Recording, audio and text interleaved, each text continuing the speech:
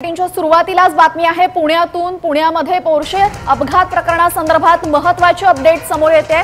पोलिसांकडून विशाल अग्रवालची चौकशी पूर्ण झालेली आहे। दरम्यान सरकारी वकिलांकडून युक्तिवाद आता सुरू झालेला आहे। न्यायालयात युक्तिवाद सुरू झाला असून विशाल अग्रवाल याची पोलिसांकडून चौकशी पूर्ण झाल्यानंतर विशाल अग्रवालला न्यायालयात नेण्यात आले आणि आता तिथे युक्तिवाद सुरू झालेला आहे।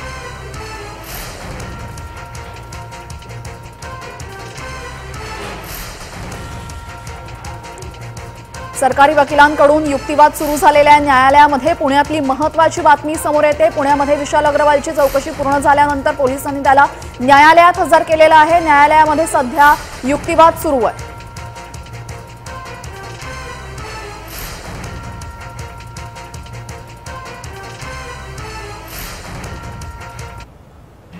आपल्यासोबत आमचे प्रतिनिधी रोहन कदम जोडले गेलेले आहेत। रोहन, युक्तिवाद सुरू झालेला आहे, काय अपडेट समोर येते?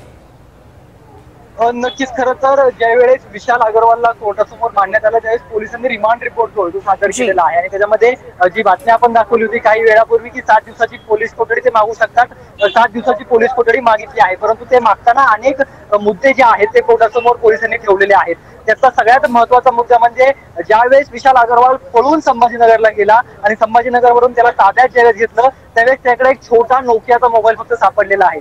हजारो कोटी रुपयांची प्रॉपर्टी असणाऱ्या अग्रवालकडे इतका छोटा मोबाईल कसा काय असू शकतो? अग्रवालचा खरा मोबाईल कुठे आहे? इतर त्याचे जे काही गॅजेट्स आहेत ते कुठे आहेत याबाबतची चौकशी त्याकडे केली, परंतु त्यांनी जे आहे त्याबद्दल अधिकृत स्पष्टपणाने काहीच उत्तरं जी आहेत ती विशाल अग्रवालने दिलेली नाहीयेत। त्यामुळे कोर्टाने जे आहे तो हा मुख्य मुद्दा आहे तो मांडलेला पाहायला मिळतोय। रोहन, आताची महत्त्वाची बातमी समोर आलेली आहे। 24 तारखेपर्यंत कोठडी देण्याचा निर्णय घेण्यात आलेला आहे, काय अपडेट सांगाल? बरोबर आहे, 24 तारखेपर्यंतची पोलीस कोठडी जी आहे ती नुकतीच पोंक्षे यांच्या नेतृत्वात सुरू असणाऱ्या कोर्टामध्ये जी आहे ती दिलेली पाहायला मिळते। अगदी पोलिसांनी 7 दिवसांची पोलीस कोठडी जी आहे ती मागितलेली होती, परंतु तसं न करता 24 तारखेपर्यंतची जी पोलीस कोठडी आहे तेवढी पोलीस कोठडी सध्या जी आहे ती कोर्टाने दिलेली पाहायला मिळते। या सगळ्या पोलीस कोठडीच्या काळामध्ये जे आहे ते पोलीस सगळ्या बाबींचा विचार करणार आहेत। म्हणजे अगदी हा अल्पवयीन आहे हे माहीत असताना सुद्धा तुम्ही त्याला दारू पिण्यासाठी परवानगी कशी दिली, तुम्ही त्याला पब मध्ये जाण्यास कशी परवानगी दिली, त्याचबरोबर रजिस्ट्रेशन नसणारी जी गाडी आहे जी जवळपास 2 कोटी रुपयांची आहे, तिचं आरटीओ रजिस्ट्रेशन नाहीये, जवळपास 40 लाख रुपयांचा। रोहन, 24 तारखेपर्यंत या तिघांनाही कोठडी सुनावण्यात आलेली। या तिघांमध्ये विशाल सह आणखीन कोण आहेत? विशाल सोबत आणखी 2 जण जे आहेत ते ब्लॅक नावाच्या पबचे मेंबरशिप आहे त्यांची आणि त्यांचे मॅनेजर आहेत, काही मेंटेनन्स करणारे काही लोक आहेत ज्यांच्या नेतृत्वामध्ये जो आहे तो हा त्याचा विशालचा मुलगा वेदांत जो आहे तो या क्लब मध्ये गेलेला होता आणि तिथे जवळपास त्यांनी काही हजार रुपये खर्च केलेले होते। तर तो आतमध्ये कसा काय आला? जर तो अल्पवयीन असेल तर तो तुमच्या इथे येऊन मद्यपान करण्यासाठी का बसला? या सगळ्या याच्यावरती जो आहे तो या दोघांवरती ठपका आहे आणि त्यामुळे या दोघांना देखील पुणे पोलिसांनी जी आहे ती काही दिवसांपूर्वी अटक केलेली आहे आणि या दोघांना देखील पोलीस कोठडी जी आहे ती सध्या न्यायालयाने सुनावलेली। रोहिणी, आताची सर्वात मोठी बातमी आहे विशाल अग्रवाल सह त्या दोघांनाही 5 दिवसांची पोलीस कोठडी सुनावण्यात आलेली आहे। नक्की यावेळेस पोलीस कोठडीमध्ये कुठे ठेवण्यात येणार आहे, काही माहिती मिळते आहे का? आणि चौकशी कशा अनुषंगाने पुढे जाणार आहे, काय अपडेट सांगाल?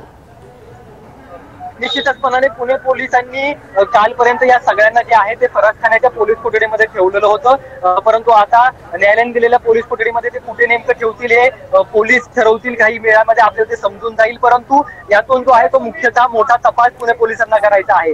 ज्या पद्धतीने पुणे पोलिसांनी कोर्टासमोर रिमांड रिपोर्ट मध्ये मांडलेला आहे की आम्हाला ते पैसे विशालने खरं वेदांतला दिले होते का, विशाल नेमका वेदांतला म्हणजे त्याच्या मुलाला नेमका किती पॉकेट मनी देत होता, तो पॉकेट मनी कोणत्या स्वरूपामध्ये होता, क्रेडिट कार्डच्या माध्यमातून, डेबिट कार्डच्या माध्यमातून असे काही व्यवहार केले गेलेले आहेत का? त्याचबरोबर जी गाडी रस्त्यावरती विशेषतः फरक होती त्या गाडीचा ड्रायव्हर गाडीला होता आणि त्या ड्रायव्हरने देखील वेदांतला सांगितलेलं होतं ज्यावेळेस हा अपघात होण्यापूर्वी की तुम्ही गाडी चालवू नका, गाडी मी चालवतो असं म्हणत असताना देखील वेदांतनी जाणून बुजून मीच गाडी चालवणार अशा प्रकारची भूमिका घेतली, तुम्ही साईडला बसा अशा प्रकारची भूमिका जी आहे ती वेदांतनी घेतली। हे देखील पुणे पोलिसांनी आज कोर्टासमोर सांगितलेलं आहे। त्यामुळे पोलिसांना या सगळ्याच्या अनुषंगाने जो आहे तो तपास करायचा आहे आणि यासाठी 24 तारखेपर्यंतची पोलीस कोठडी कोर्टाने जी आहे ती आरोपींना सगळ्यांना दिलेली आहे. त्यामुळे या 24 तारखेपर्यंत जे आहे ते पुणे पोलीस कसा तपास करतायत आणि हे सगळेजण ते आरोपी आहेत ते आरोपी कशा प्रकारे प्रतिसाद या पुणे पोलिसांच्या तपासाला देत आहेत हे पाहणं महत्वाचं असेल. जी जी रोहन, यामध्ये आणखीन काही धागेदोरे समोर आलेले आहेत. अंडरवर्ल्ड सोबत कनेक्शन असल्याचं अग्रवाल कुटुंबियांचे समोर आलेले आहे आणि त्या अनुषंगाने काही चौकशी होणार आहे का? निश्चितचपणाने आपल्याला विश्वसनीय पोलीस सूत्रांनी काही वेळापूर्वी देखील सांगितलेलं होतं की जे अंडरवर्ल्ड किंवा छोट्या राजांचं प्रकरण यामध्ये समोर आलेलं आहे. तर याच्या अनुषंगाने सीबीआय मध्ये सुरू असलेली ही सगळी प्रक्रियेमध्ये आम्ही पोलीस म्हणून हस्तक्षेप करू शकतो जर का आम्हाला यामध्ये विशालचा काही हात आहे असं वाटलं किंवा या अग्रवाल कुटुंबातील काही व्यक्तींचा हात आहे जर का असं आम्हाला वाटलं तर निश्चितचपणाने या सगळ्यामध्ये जे आहे ते इंटरफेअर म्हणून पुणे पोलीस जाऊ शकतात. पुणे पोलीस याचा तपास करू शकतात. त्यामुळे हे खूप मोठं प्रकरण जे आहे ते सध्या आता लेंझी बनत चाललेलं आहे. जे ऍक्सिडेंट मध्ये वेदांतला आरोप करण्यात आलेला होता, वेदांतला जे होतो काही मिनिटांमध्ये जामीन झालेला होता, त्यानंतर संपूर्ण देशभरात जे ती संतापाची लाट उसळलेली पाहायला मिळत होती. तिथून सुरू झालेलं हे प्रकरण अगदी अंडरवर्ल्ड पर्यंत पोहोचलं. छोट्या राजांचं देखील यामध्ये नाव आलेलं पाहायला मिळालं. त्यामुळे या प्रकरणाचे धागेदोरे नेमके कुठपर्यंत पोहोचतायत, आगामी काळामध्ये यामध्ये आणखी कोणाला अटक होतीये का, वेदांत असेल, विशाल असेल किंवा अन्य काही आरोपी असतील, या सगळ्यांना जी आता अटक झालेली आहे. 24 तारखेपर्यंतची पोलीस कोठडी या ठिकाणी आताच सुनावलेली आहे आणि या सगळ्या तपासामध्ये पुणे पोलिसांना कसा प्रतिसाद या सगळ्या आरोपींचा मिळतोय हे पाहणं महत्वाचं असणार आहे. जी जी जी रोहन, आता 3 दिवसांची कोठडी मिळाल्याचं स्पष्ट झालेलं आहे. यासोबतच बाल हक्क न्यायालयामध्ये सुद्धा काही सुनावणी सुरू आहे आणि त्याने घेतलेल्या निर्णयाविरोधात पोलिसांनी सुद्धा तक्रार केलेली आहे, नाराजी व्यक्त केलेली आहे. तर एकंदर आता पुढचं जे काही प्रकरण असेल किंवा पुढचा जो तपास असेल तो कशा पद्धतीने पुढे जाईल? अगदी खरं तर आपण पाहायला गेलं तर निर्भया हत्याकांडानंतर जर तो गंभीर गुन्हा असेल तर 16 वर्षाच्या पुढील आरोपींवरती अडल्ट म्हणून शिक्का लागू शकतो आणि त्यांच्यावर कारवाई होऊ शकते. अशा प्रकारचा बदल त्या काळात निर्भया हत्याकांडानंतर करण्यात आलेला होता. परंतु या प्रकरणामध्ये ते लागू का होत नाही याचा सवाल जो आहे तो पुणे पोलिसांनी सगळ्या त्या कस्टडी समोर कोर्टासमोर ठेवलेला होता. परंतु त्यांच्याकडून जी आहे ती निराशजनक बाब समोर आलेली होती. सीन अँड फाईन अशा प्रकारचा शेरा मारून त्यांनी तो कागद जो आहे तो बाजूला ठेवलेला होता. यावरती स्वतः उपमुख्यमंत्री देवेंद्र फडणवीस यांनी नाराजी काल पुण्यामध्ये व्यक्त केली होती. जर हा प्रकरण इतकं मोठा असेल तर सीन अँड फाईनचा शिक्का मारून हा कागद बाजूला का ठेवण्यात आला असा सवाल देखील विचारला गेला आणि हा सगळा जो कारभार आहे बोर्डाचा, जस्टिस बोर्डाचा, तो आश्चर्यकारक आहे अशा प्रकारची भूमिका त्यांनी मांडलेली पाहायला मिळाली. परंतु त्याच्यामध्ये अद्याप अजूनपर्यंत असं काही ठोस घडलेलं नाहीये. त्यामुळे जो अडल्टचा शिक्का आहे तो अजून वेदांतवरती लागलेला नाहीये. जर का बोर्डाने परवानगी दिली, जस्टिस बोर्डाने जर का ती परवानगी दिली तर निश्चितपणाने हा शिक्का लागल्यानंतर मोठ्या प्रमाणामध्ये जो आहे तो फायदा होऊ शकतो. आपण जर पाहिलं तर असीम सरोदे जे आहेत ते आता या ठिकाणी माध्यमांशी बोलायला आलेले आहेत आणि त्यांची प्रतिक्रिया जी आहे माध्यमातून जी जी रोहन, आपण असीम सरोदे यांची प्रतिक्रिया घ्या. दरम्यान आता आपण पाहू शकतो की सत्र न्यायालयाचा निर्णय आतापर्यंत आलेला आहे. सत्र न्यायालयाचा निर्णय आल्यानंतरची ही ताजी दृश्य आपण सत्र न्यायालयाबाहेरची पाहतोय. युक्तिवाद पूर्ण झालेला आहे. 3 दिवसांची कोठडी विशाल अग्रवालला ठोठावण्यात आलेली आहे. 3 दिवसांमध्ये त्याच्यासहित आणखी 2 बार मालकांना सुद्धा कोठडी सुनावण्यात आलेली आहे. वकील काय म्हणतात आपण पाहूया.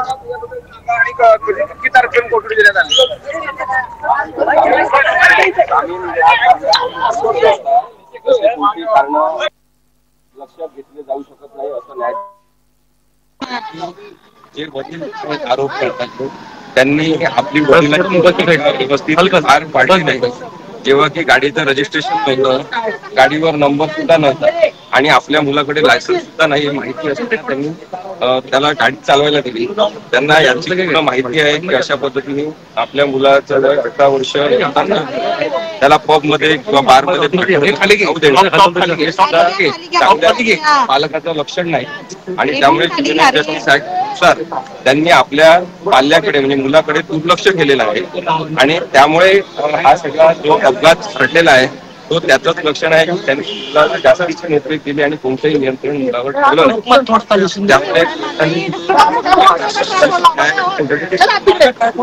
त्यामुळे तर तुम्ही आज इंटरव्ह्यू केलं या प्रकरणात काय डोकं बाजूला घेतलं इंटरव्हेन्शन 2-3 मुद्द्यावर आहे. पहिली गोष्ट म्हणजे या अपघातात जरी दोघं जण मेले तरी पुण्यातल्या सगळ्यांना रस्त्यांवरून जावं लागते, वाहनं चालवावं लागतात आणि सगळ्यांच्या धोक्यात आहे अशी परिस्थिती. अशा वेळेस जर आपण पाहिलं की कोणाचाही कोणी अपघात करेल आणि तो असेल तर त्याला काहीच होणार नाही.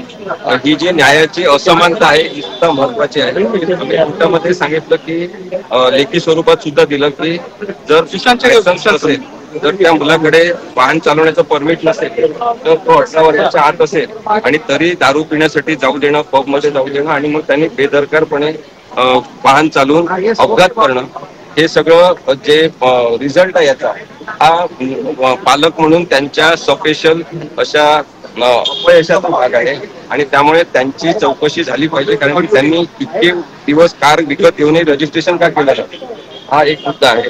आणि दुसरा मुद्दा आहे की त्यांनी मुलाकडे लक्ष केलं नाही.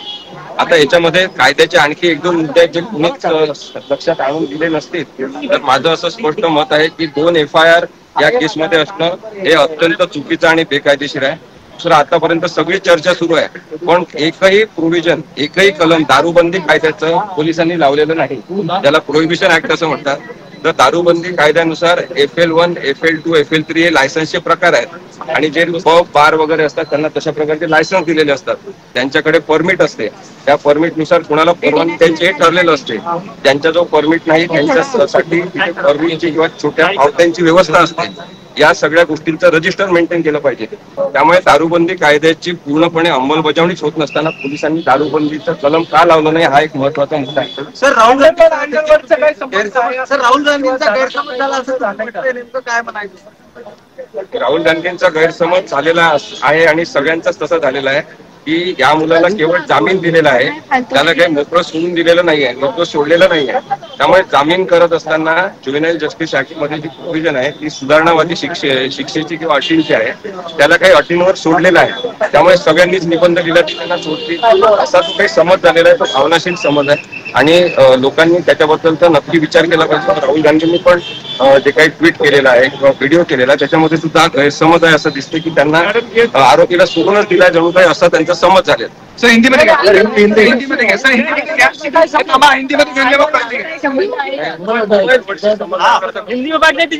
सर हिंदी सर हिंदीमध्ये घ्या, हिंदीमध्ये घ्या. शिवम थोड़ा माइक, दादा माइक आगे पकड़ ली थोड़ा.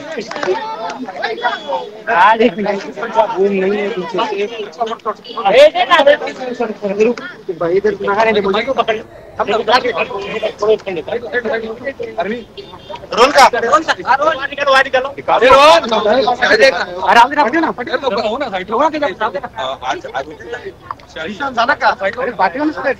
जो मेन आरोपी है जिनका एक्सीडेंट